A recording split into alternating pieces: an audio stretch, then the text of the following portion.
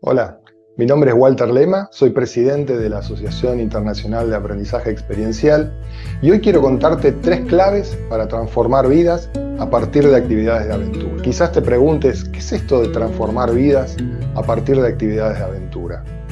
Y para responderte esta pregunta, me gustaría compartirte un artículo de una muy prestigiosa revista, la Harvard Business Review, que dice lo siguiente: las lecciones de liderazgo aprendidas en el medio silvestre, impredecible, desafiante y dinámico, se aplican perfectamente al entorno empresarial actual. Ejecutivos de empresas como Google, estudiantes de escuelas de negocios como Wharton y Kellogg, e incluso la mayoría de los astronautas de la NASA, han evolucionado profesionalmente a través de este tipo de entrenamientos. Podríamos decir que han completado el MBA o el Máster de la Naturaleza. Y en opiniones de gente que ha participado de mis programas, por ejemplo, Alejandro comenta: la travesía me rompió la cabeza, me permite enfrentar nuevos desafíos, me siento cambiado, diferente, con más sabiduría. Lo vivido fue muy movilizador. Si te acercaste alguna vez a alguna actividad de aventura, ya sea porque hayas participado o porque hayas visto videos de gente haciéndolo, seguramente habrás notado que hay un impacto muy importante en lo que tiene que ver con las emociones. La aventura promueve un cambio en el sentir y pueden aparecer emociones que estaban dormidas, emociones tanto placenteras como displacenteras en algún momento. Emociones como, por ejemplo, la alegría, la euforia, también puede aparecer la ansiedad, el entusiasmo, la autoestima cuando uno logra una meta importante. Son todas emociones que entran en juego y sobre todo no solamente aparecen, sino que aparecen con un nivel de intensidad muy superior a lo que estamos habituados a vivir en nuestro ritmo cotidiano. Por otra parte, quizás hayas escuchado que el ingrediente más importante para promover aprendizajes significativos y perdurables en el tiempo tienen que ver con las emociones. Dicho de otra manera, todo aprendizaje significativo necesita de la emoción para poder inscribirse, para poder anclarse en nuestra memoria. Y si hablamos de aventura, hablamos de emociones intensas, con lo cual tenemos todas las condiciones para crear en ese tipo de experiencias situaciones que promuevan aprendizajes que perduren para toda la vida. Sin embargo, la actividad de aventura por sí misma no promueve aprendizajes significativos necesariamente. Lo que se necesita para que una actividad de aventuras realmente genere ese tipo de aprendizajes y ese tipo de cambios en la persona es contar con un acompañamiento de esa experiencia que esté apoyado en una metodología que esté diseñada para ese fin. Así como tenemos las actividades de aventura, también tenemos otro tipo de experiencias desde las cuales también podemos promover aprendizajes importantes y cambios. Podemos hacerlo dentro de dispositivos indoors, en salones, con diferentes tipos de recursos, de dinámicas, talleres. También lo podemos hacer de forma outdoor, dentro de un predio con infraestructura, podría ser en el parque, a lo mejor de un hotel, o en un lugar que esté acondicionado con infraestructura de apoyo, el servicio de alimentación y demás. También lo podemos hacer en predios de los que se denominan de cuerdas, donde ahí lo que tenemos es 2 tipos de dispositivos, cuerdas bajas y cuerdas altas. Los de cuerdas bajas son juegos que ya están armados para que nosotros podamos ir con los grupos y trabajar allí, pero a nivel del piso, y podemos tener dentro del mismo predio cuerdas en altura para poder desarrollar actividades de ese estilo. Y cuando hablamos de actividades de aventura, estamos hablando no solamente de un cambio de actividades, sino fundamentalmente de un cambio de entornos. No es lo mismo estar en un lugar que uno sabe que hay una infraestructura de apoyo y que cualquier cosa que necesito levanto el teléfono y lo puedo tener más o menos inmediatamente, que estar en el medio de la cordillera. Esto genera como un contexto y unas condiciones muy propicias para el aprendizaje, y esto es lo que genera, por ejemplo, esto que vas a ver en el cuadro. La diferencia en el potencial transformador que puede tener una experiencia de aventuras es realmente muy superior a todas las demás opciones. Y dentro de las actividades de aventura, la actividad que se destaca por sobre las demás, en cuanto a su potencial transformador, son las expediciones y las travesías. Básicamente por tres factores. El primer factor, por una cuestión de tiempo de proceso. Yo en una travesía, normalmente tengo varios días, tengo varias etapas y puedo ir trabajando en forma secuencial y sin apurarme. Esto no sucede a lo mejor con otras actividades como el rafting, por ejemplo. El segundo factor tiene que ver por la diversidad de situaciones que la actividad por sí misma genera y que uno puede incorporar dentro de las expediciones para promover aprendizajes y cambios importantes. Y el tercer factor tiene que ver con la cantidad de metáforas que tienen inscritas las expediciones. Hay muchísimo aprendizaje dentro de cada una de estas metáforas que uno puede extrapolar directamente de la actividad y llevársela a su vida cotidiana. Dentro de las expediciones existen diferentes tipos de actividades y algunas se destacan por sobre las demás. Por ejemplo, las actividades que tienen que ver con la navegación y la orientación terrestre son actividades, como te decía antes, que tienen metáforas muy directas para poder pensar la vida cotidiana. Por ejemplo, cómo planificar un derrotero, un itinerario, en un territorio desconocido. Cómo encontrar el rumbo cuando nos cae la noche de sorpresa, cuando aparece la neblina o cuando entro en un bosque muy cerrado. Otras actividades muy interesantes dentro de las expediciones son las actividades vinculadas a la actividad de rescate. Las actividades de rescate generan un contexto, como hablamos siempre estoy hablándote de generar condiciones, porque de eso se trata la labor del facilitador, ¿no? La actividad de rescate nos permite generar condiciones para trabajar muy de cerca todo lo que tiene que ver con los valores, ¿no? Los valores como la cooperación, la compasión, la empatía, el trabajo en equipo, ¿no? La actitud de servicio, la solidaridad. También me abre la posibilidad a explorar preguntas como, por ejemplo, ¿qué me pasa cuando tengo que ayudar a alguien que me necesita? ¿Me puedo dejar ayudar?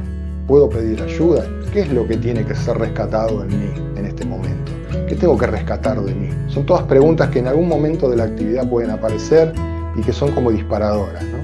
Y finalmente, una actividad, digamos, también superlativa, dentro de lo que tienen que ver las expediciones, son los campamentos, y dentro del campamento, el momento a la noche, cuando se prende el fuego y nos reunimos alrededor del fuego. Yo te cuento y se me pone la piel de gallina en relación a los recuerdos y a lo que he podido, digamos, visualizar y he podido presenciar en esos momentos, porque son los momentos de mayor intimidad, de mayor apertura, y hay mucha gente que mirando el fuego y sintiendo el calor del fuego y el calor del círculo de los compañeros, ha cambiado radicalmente su vida, a veces en algo que se comparte, a veces en algo en que se escucha en relación a otros que están resonando a partir de lo que vivieron durante el día. Es un momento sublime, la ceremonia del fuego, y esto es característico de las expediciones. Bien, entonces vamos directo a las tres claves para transformar vidas a partir de la aventura. Clave número 1, conocer el lugar y la actividad que vas a desarrollar. Si hablamos de conocer el lugar, lo primero es tratar de relevar el escenario de las actividades en algún mapa, en una carta topográfica o simplemente en el Google Maps. Situarte en el lugar en el que vas a trabajar, mirarlo desde arriba y tratar de imaginarte, viendo ya más o menos el recorrido que vas a desarrollar, una primera aproximación de cómo podría ser el diseño de ese programa. Luego que has hecho esto, bueno, lo que hay que hacer es lo que se conoce como el scouting. Hay que ir al lugar y hay que recorrerlo, hay que hacer la travesía, hay que hacer la expedición. Básicamente, lo interesante también de ir a hacerlo es que vas a contactar a profesionales que se dedican a la actividad y que probablemente sean las personas con las cuales después vas a diseñar o armar una propuesta en conjunto, ¿no? Así que el scouting no solamente es del escenario, sino que también el scouting es de los prestadores de servicio. Entonces, ¿qué es lo que vas a hacer? Vas a medir los tiempos, vas a medir vas a calcular después el ritmo de marcha y vas armando todo el desarrollo del programa. En cuanto a tiempos, en cuanto a lugares de partida, lugares de descanso, los lugares donde podrías almorzar, lugares donde vas a pernoctar. Es importante también que en ese momento veas qué posibilidades o qué alternativas te ofrece el terreno y la actividad. Porque a veces uno diseña y uno se va al terreno con ese diseño y después las condiciones meteorológicas o las condiciones del mismo grupo te plantean que necesitas hacer cambios, y está bueno si en el momento que lo recorres vas anotando opciones, no te quedes simplemente con un diseño. Lo que le sigue, bueno, vas a volver a tu lugar de origen y con esa información y el mapa, el Google Maps. Hay aplicaciones muy interesantes que podés llevar al terreno, como Wikiloc o como Relive, que te permiten, mientras vas caminando en el terreno, te va haciendo todo el traqueo, digamos, en lo que sería como una carta topográfica, ¿no? Y lo puedes hacer desde el celular.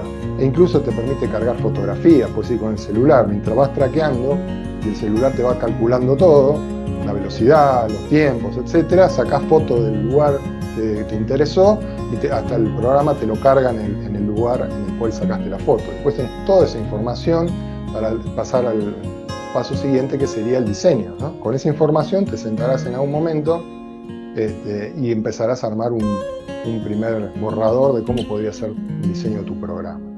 También en ese momento, y esto, digamos, si bien no es tu responsabilidad directa, porque va a ser de los idóneos de la actividad, sí está bueno tener un plan de contingencia, ¿no? Si me llega a pasar algo y tengo que evacuar a alguno de los integrantes, obviamente soy corresponsable de eso y tengo que tener un plan para poder resolver esa contingencia.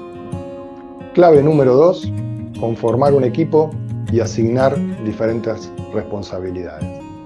Fundamentalmente las responsabilidades dentro de una travesía o una expedición. Me estoy como parando un poco en esta actividad porque es la actividad más compleja y también es la actividad más rica para trabajar, ¿eh? De acá tendrás que hacer alguna extrapolación si vas a utilizar otro tipo de actividades. Pero en una actividad de aventuras que involucra traslados, digamos, movimiento de la gente, básicamente aparecen estos roles que te muestro a continuación. Es importante que tengas una persona que sea responsable técnica, idónea, un guía habilitado con todas las credenciales, con los seguros. Esta es la persona, como te decía, idónea para la actividad y el que realmente la conoce, y no solamente la conoce, sino que está autorizado para poder guiar a otros a desarrollar esa actividad.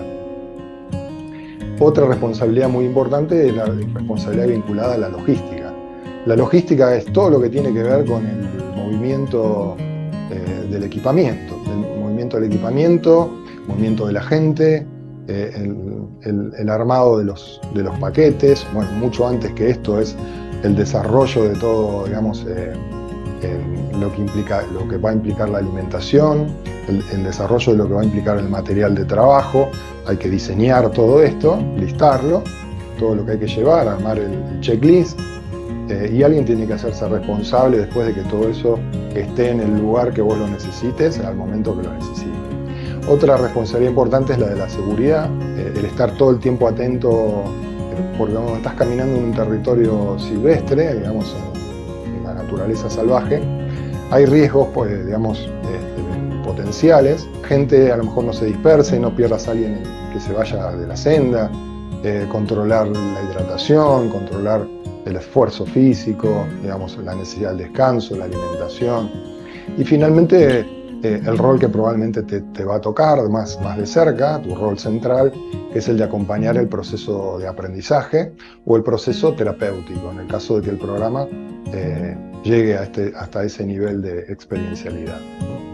Es habitual en algunos países, incluso en los países donde se ha originado este modelo, que una persona ocupe varios roles. En mi experiencia personal, yo llevo más de 20 años en la Patagonia trabajando con estas actividades y conozco muchísimo la actividad de aventuras, me he capacitado en algunos temas particularmente, pero nunca me dediqué a ser guía de montaña, de ninguna actividad. Y realmente no es necesario, y no solamente no es necesario, sino que no es conveniente. En Estados Unidos vas a ver, por ejemplo, y esto es, digamos, una crítica constructiva que les hago, porque he aprendido muchas cosas de mi formación en ese país, una crítica que hago es que el guía de montaña no debería ser el responsable, digamos, del proceso de aprendizaje. ¿Por qué? Y porque si estás prestándole atención a la actividad no estás mirando al grupo, y si estás mirando al grupo no estás mirando la actividad. Lo mismo pasaría con la responsabilidad de la seguridad o la logística. Acá es importante que estos 4 roles estén bien distribuidos, incluso puedes tener varias personas para cada uno de estos roles, dependiendo de las características de tu expedición. Y finalmente, la clave número 3 tiene que ver con conocer el modelo del aprendizaje experiencial, que básicamente lo que promueve es el aprendizaje por vía de la experiencia. El único modelo que fue diseñado, ¿no?, que fue pensado para la actividad outdoors y de aventura, es el modelo educativo del aprendizaje experiencial. Si vos lo que querés es transformar vidas a partir de la actividad de aventura, este es el modelo que tenés que aprender. Y no tratar de extrapolar modelos que no fueron diseñados para esto, fueron diseñados para otras tareas, con otros objetivos, ¿no? Por ejemplo, la educación física, incluyendo las actividades en la naturaleza, por ejemplo, todo lo que tiene que ver con el movimiento Scout, por ejemplo, el coaching ontológico, que fue más diseñado para las sesiones individuales. El problema con esto es que termina siendo ineficaz, porque no están formados para la tarea. No es porque la educación física, el movimiento Scout o el coaching ontológico no sirvan. Cada uno fue diseñado para una tarea y en esa tarea es excelente, digamos, el desempeño que uno puede lograr. Pero en esta tarea particular, lo que tenés que aprender es el método del aprendizaje experiencial. Y para ello tenés que incorporar conocimientos, vas a tener que trabajar en tu mentalidad. Cuando hablamos de mentalidad, hablamos de que vas a tener como que programar tu atención para detectar determinados fenómenos, que hoy por hoy te pasan desapercibidos porque no estás entrenado para verlos. Pero también hay reformulaciones importantes en relación a valores. La educación experiencial tiene valores que son muy particulares, y que si no están bien instalados, en algún momento, cuando intentamos desempeñar el rol, empezamos a generar cortocircuitos, ¿no? Entonces, hay todo un trabajo en la mentalidad del facilitador, que a veces es pasada por alto también. Hay habilidades que son obviamente específicas de este rol. Lo importante aquí es que veas claramente cuáles son las habilidades y que trabajes para desarrollarlas, porque todas las habilidades las vas a necesitar en un momento o en otro. Y finalmente, que desarrolles competencia. La competencia dentro de una profesión se desarrolla con el aprendizaje, con la práctica, el poner en práctica lo que aprendiste, y con tener a alguien que te supervise mientras estás haciendo esto. Porque si no, uno aplica los conocimientos y creemos de que estamos haciendo las cosas bien, cuando a lo mejor no lo estamos haciendo bien, o al revés, creemos que estamos haciendo todo mal, cuando en realidad lo estamos haciendo bien. Con lo cual, el acompañamiento externo es clave dentro de un proceso de desarrollo profesional, que es lo que te va a permitir generar o desarrollar tu competencia. Si te interesa profundizar estos temas, recibir información gratuita y empezar como a meterte, empaparte de lo que implica el transformar vidas a partir de la actividad de aventuras, te invito a suscribirte a nuestro portal www.aprendizaje-medioexperiencial.org. Bueno, espero que te haya gustado, que te haya servido y que te interese profundizar en este mundo apasionante de la actividad de aventuras.